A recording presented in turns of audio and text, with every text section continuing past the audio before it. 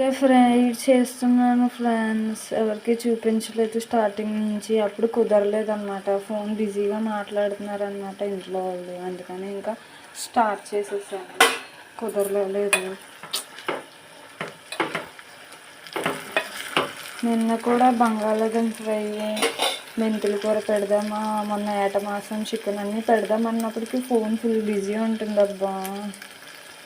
ఇంకేదైతే అదయింది, ఏది ఉంటే మన చేతిలో అదే జరుగుద్దులే అనేసి ఇంకా ఇప్పుడు పెట్టాను వీడియో. నా ఛానల్ని కూడా సపోర్ట్ చేయండి ఫ్రెండ్స్, లైక్ కొట్టి సబ్ చేయండి, ఓకేనా? ఏం చేస్తున్నారు, ఎలా ఉన్నారు?